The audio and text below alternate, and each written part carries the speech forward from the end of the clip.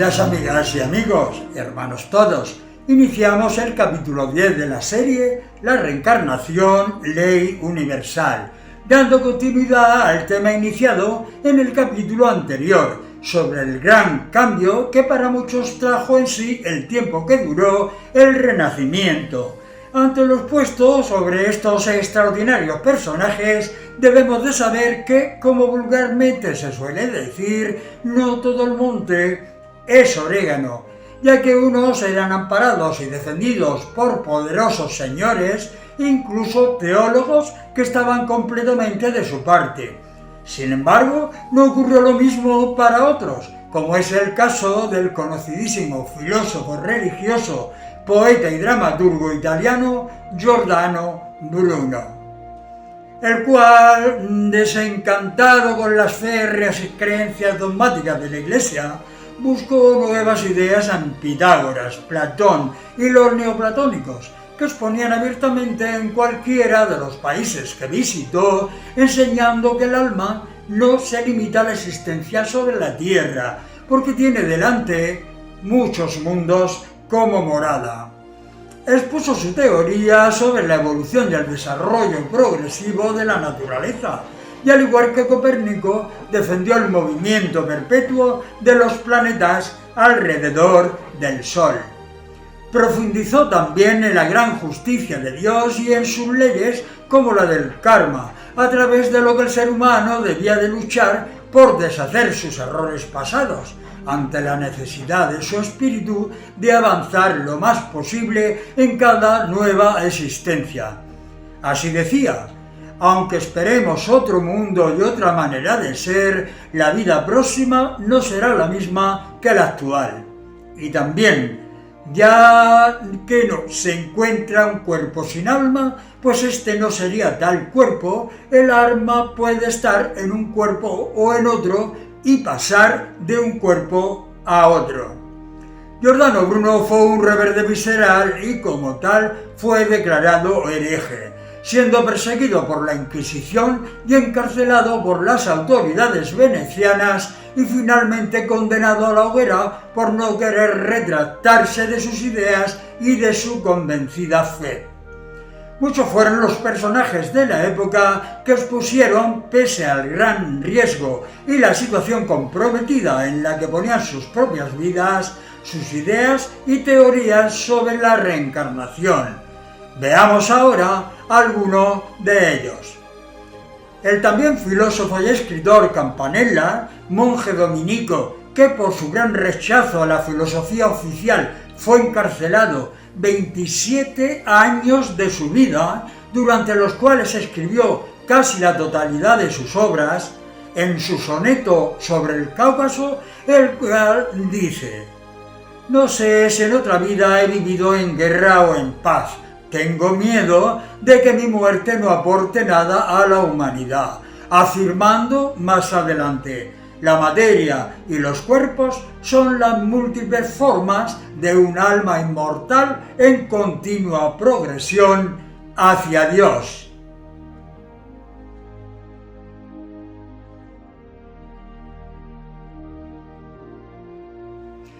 El holandés Spinoza, descendiente inmediato de judíos sefardíes, no dudó en exponer cuántas ideas tenía sobre la mente, de la cual decía que era una eterna y que preexistía al cuerpo. Así, en su Ética, decía lo siguiente: «Aunque no recordemos haber vivido antes en el cuerpo, sentimos que nuestro espíritu es eterno». Leibniz le afirmó que el alma no nace con el cuerpo, sino que le precedió contenida en una especie de cuerpo colectivo que de vez en cuando había una salida para incorporarse al individuo que le hubiera sido determinado. El capellán particular del rey Carlos II de Inglaterra, Glanville, pidió que se incorporase la creencia de la reencarnación al cristianismo, escribiendo lo siguiente en Lux Orientalis: «La persistencia era continua creencia de los judíos y por tanto aceptada por Cristo y sus apóstoles», declarando más adelante: El alma llega parcialmente al cuerpo con algunas nociones implícitas de que fue aprehendida en otro. El feudalismo, la intolerancia religiosa o la censura del pensamiento, bastiones fuertes de la Edad Media, van sucumbiendo hasta derrumbarse ante los ataques de extraordinarios y prestigiosos filósofos, a los que podríamos llamar los padres del pensamiento moderno occidental, aparecidos en distintos países y que fueron unánimes en sus teorías según escriben Carson y Gea. La mayoría de ellos admitían una religión natural y universal, válida para todos los tiempos y lugares, cuyo sostén era la razón y la naturaleza y no la revelancia sobrenatural. Entre ellos destacaron Voltaire, Rousseau en Francia, Hume y Pope en Inglaterra, Herder, Kant, Lessing en Alemania y Franklin y Paine en América. El gran interés que despiertan por todas aquellas ideas filosóficas o religiosas que provienen de Grecia o de Oriente hace que estos acepten la teoría de la reencarnación, empezando en Occidente a traducirse y publicarse en la base de la literatura sagrada de la India. Veamos como ejemplo de sus convicciones la opinión que algunos de ellos tenían sobre la ley de la pluralidad de existencias. Voltaire afirmaba: la doctrina de la metempsicosis ni es absurda ni inútil. No sorprende más nacer dos veces que una. Todo en la naturaleza es reencarnación. El americano Benjamin Franklin, físico, político, economista y literato, famoso descubridor del pararrayos, compuso un epitafio para que fuese escrito en su tumba cuando éste muriese, el cual dejaba palpablemente reflejada su creencia y convicción en la existencia de la ley de la reencarnación, el cual dice así: el cuerpo de Benjamin Franklin, impresor, parecido a la cubierta de un libro viejo y despojado de su título y de su dorado, descansa aquí, pasto de los gusanos, pero no se perderá la obra, pues reaparecerá en una nueva y mejor edición, revisada y corregida por el autor.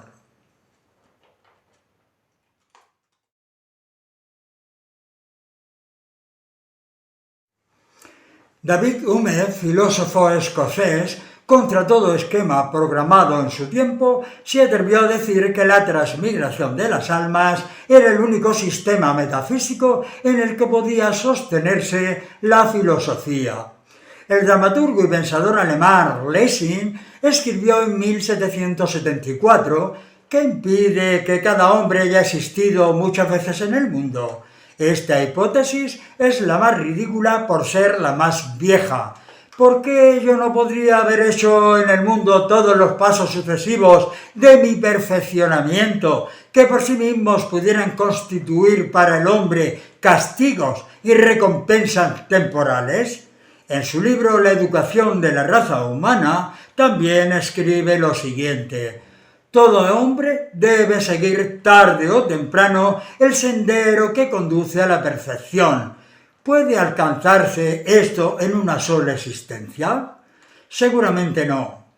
¿Por qué entonces todo individuo no puede aparecer más de una vez en este mundo? El rey de Prusia, Federico el Grande, dijo antes de morir que se guardaría de ser rey en su próxima existencia, dado que vivía al menos una vida activa y sufriría menos ingratitudes.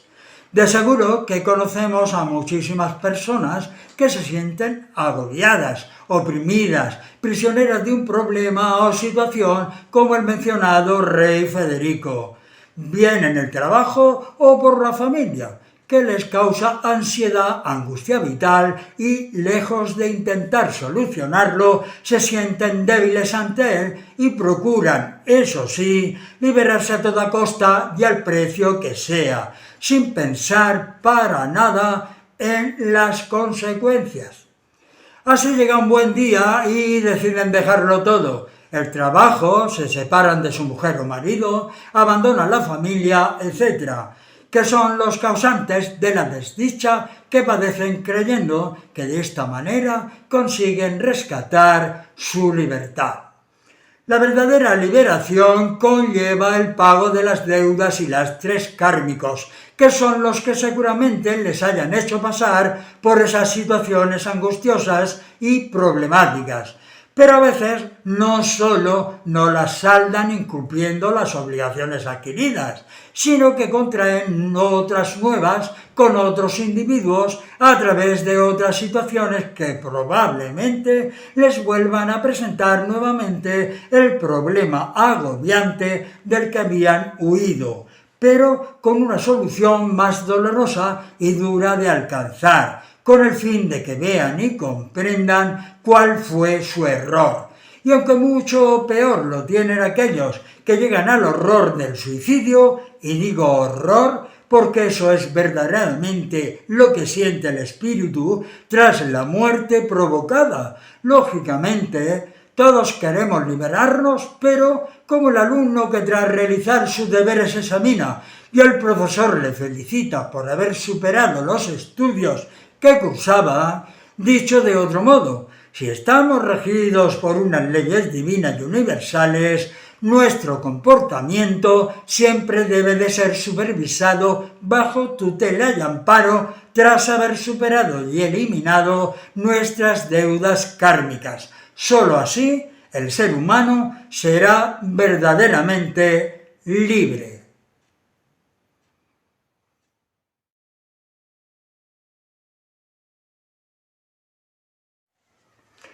Si se sabe el camino tortuoso que procura el egoísmo, la avaricia, la soberbia y toda clase de artimañas para burlar la ley, y hagamos sin vacilar y sin pensar todo lo contrario. Amemos a nuestro prójimo, como nos enseñó Jesús. Seamos capaces del sacrificio por el bien ajeno y repartamos esperanza y bondad en nuestros pensamientos y sentimientos. Que cada momento de nuestra vida esté regido por el amor, como insignia llave que abra la puerta más resistente de los corazones de nuestros hermanos, con nuestro sencillo y humilde testimonio. El ser humano ha de demostrar su evolución, desarrollando las capacidades que guarda dentro de sí, en la lucha diaria que ha de sostener contra sí mismo, contra sus imperfecciones y los agentes externos que le rodean. A eso se referían las palabras del Maestro cuando dijo: «No he venido a traer la paz, sino la espada». Mateo capítulo 10, 34, 11, 1. Como habréis podido observar, capítulo a capítulo, hemos ido profundizando a lo largo de la historia de la humanidad, de sus culturas y civilizaciones, siempre con el ánimo de buscar cualquier indicio que lleve a la conclusión sobre la existencia de la reencarnación y al mismo tiempo de lo positivo que tiene para el ser humano el afianzar su creencia en ella. Sus huellas se encuentran desde la noche de los tiempos y comprobamos que tras las inevitables interpretaciones sufridas, al final han sobrevivido las bases que sustentan la lógica razón en la creencia, ya que todos los seres, para lograr el progreso regenerador de su espíritu inmortal, necesitan vivir a través de múltiples cuerpos hasta alcanzar la perfección, tal como así lo muestra tan hermosa ley.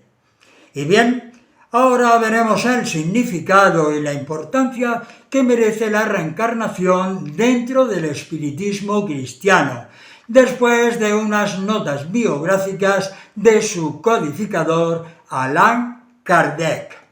El movimiento espiritista moderno fue fundado por Léon Hippolyte Denisard-Rebé, más conocido como Allan Kardec, quien acuñó, como bien explica en su primera página del libro de los espíritus, los términos de espiritismo, asignado a la doctrina espírita o espiritista, para los adeptos y seguidores de la misma, sin otro afán que el dejar clarificado su significado respecto a otros términos como espiritual, espiritualista o espiritualismo.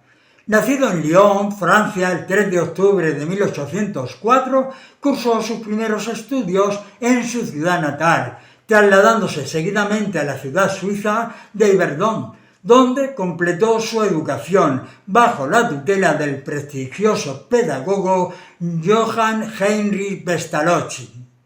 Hombre de mente abierta y renovadora, fue sin duda un adelantado de su tiempo, licenciándose en Letras y Ciencias, tras las cuales obtuvo el doctorado en Medicina.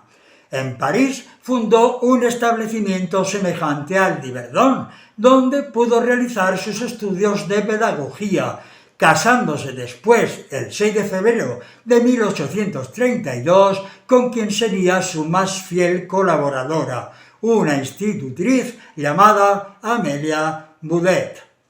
Corría el año 1854 cuando Kardec, a través del magnetizador Fortier, tuvo las primeras referencias sobre el fenómeno de las mesas giratorias, haciendo un comentario un tanto incrédulo sobre el mismo. Esto lo creeré cuando lo vea y cuando se me pruebe que una mesa tiene cerebro para pensar, nervios para las sensaciones y que puede tornarse sonámbula. Hasta entonces, permítanme considerar esto solo como un cuento fastidioso. Fue en 1855 cuando, animado por su buen amigo el señor Carlotti, decidió de forma seria comenzar sus primeras investigaciones sobre dichas mesas, siendo testigo del fenómeno por primera vez en la casa de la señora Roger.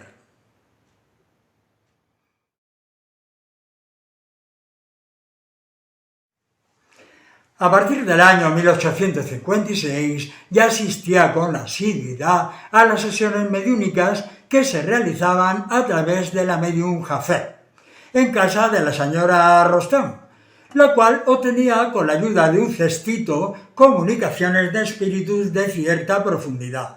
A partir de ahí se programó un arduo trabajo recopilando estas comunicaciones y comparándolas con las de otros médiums desconocidos entre sí.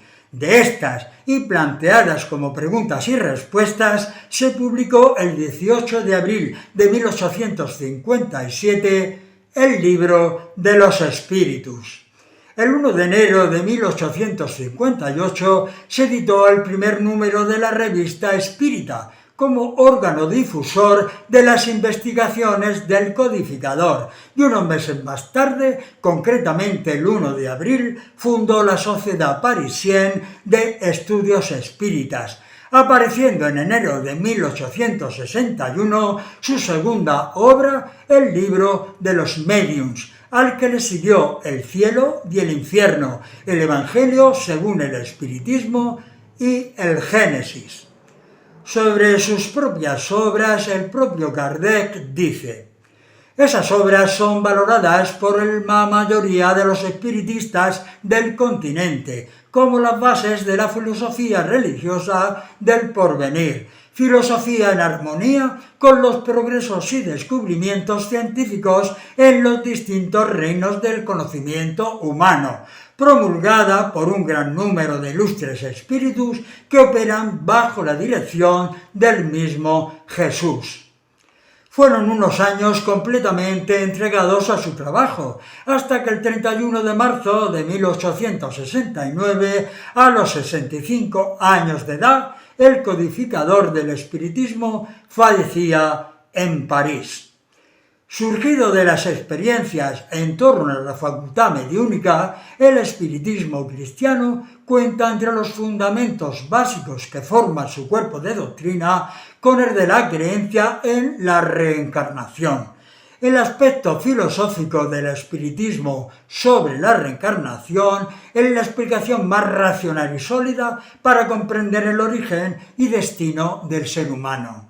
no hay que considerar que el conocimiento que cada ser humano adquiera en cada vida física es solamente el intelectual, sino que por encima de todo está el espiritual, ya que de esa forma estará más en sintonía con los auténticos valores que interiormente guarda y que habrá de desarrollar, con lo que su acercamiento a Dios será cada vez mucho más inmediato.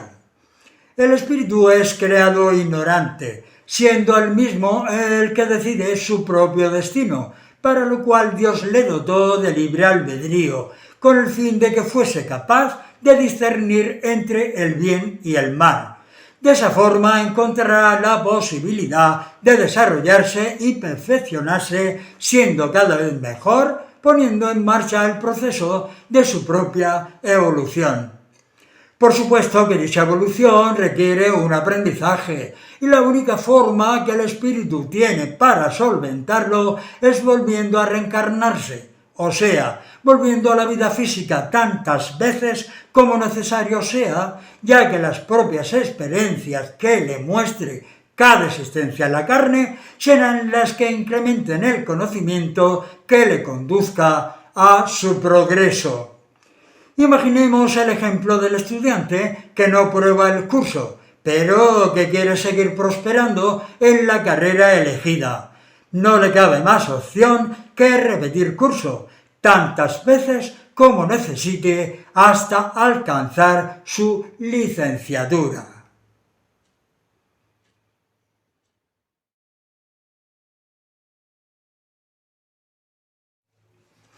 En el libro de los espíritus, en su capítulo 5, dedicado a la pluralidad de existencias, el propio Kardec expone una relación de preguntas que son contestadas por el espíritu. ¿Cómo puede acabar de purificarse el alma que no ha alcanzado la perfección durante la vida corporal? Sufriendo la prueba de la nueva existencia. ¿Cómo realiza el alma esta nueva existencia? Transformándose como espíritu. Es indudable que purificándose el alma sufre una transformación, pero para conseguirlo le es precisa la prueba de la vida corporal. ¿Tiene por tanto el alma muchas existencias corporales? Sí, todos tenemos muchas. Los que os dicen lo contrario quieren teneros en la ignorancia en la que ellos están. Su deseo no es otro. Parece resultar de este principio que el alma, después de abandonar un cuerpo, toma otro, es decir, que reencarna en un nuevo cuerpo. ¿Es así como debemos de entenderlo? Evidentemente. ¿Cuál es el objetivo de la reencarnación? La expiación y el mejoramiento progresivo de la humanidad. ¿Dónde estaría sin eso la justicia? ¿Es limitado el número de existencias corporales o bien reencarna perpetuamente el espíritu? En cada nueva existencia el espíritu da un paso en la vida del progreso y cuando se despoja de todas sus impurezas ni necesita ya las pruebas de la vida corporal. ¿Es el mismo número de encarnaciones para todos los espíritus? No. El que progresa rápidamente se evita pruebas. Como quien sea, las encarnaciones sucesivas son siempre numerosas, porque el progreso es casi infinito. ¿Qué viene a ser el espíritu después de su última reencarnación? Espíritu bienaventurado, espíritu puro. Es cierto que hay quienes piensan que tal y como hoy anda nuestra humanidad, muchas han de ser todavía las veces que se tenga que venir a tomar carne. Pero no olvidemos que nuestro mundo va entrando poco a poco en una etapa de regeneración, ante el despertar de la nueva era de Acuario, y todos los espíritus que reencarnan vienen con un grado superior a la mayoría de los encarnados actualmente, con lo que serán más fraternos y afines a la evolución requerida.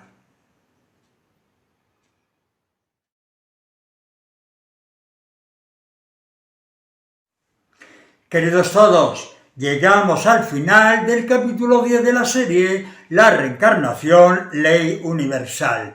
Creo que con cuanto hemos conocido hasta ahora van desapareciendo las dudas sobre su existencia, desde las primeras civilizaciones de nuestro mundo, amén de las controversias, las negaciones y los crímenes cometidos sobre todo por la Iglesia católica, a lo largo y ancho de toda la historia.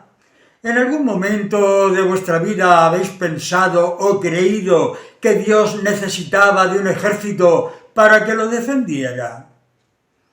Y una iglesia apartada de cuantas enseñanzas nos dejara Jesús y que organice y subvencione cruzadas para defender la fe y bendiga armas para la guerra. ¿Qué fe estamos hablando?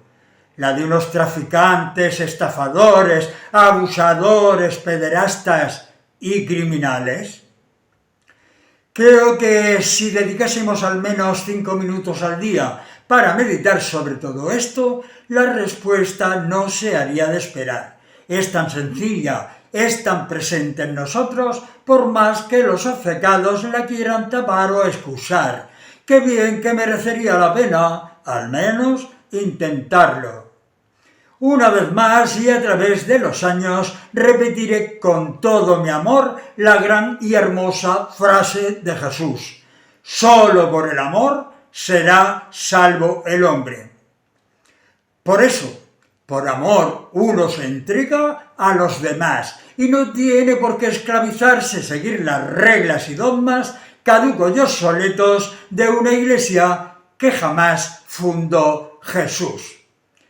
La frase con la que cerramos el capítulo 10 de la serie La reencarnación, ley universal, pertenece al magnífico Leonardo da Vinci, la cual dice así: contemplada la hora de la esperanza y el deseo de volver a nuestro propio país y de volver a nuestro anterior estado, ¿cómo se parece esto ante la luz?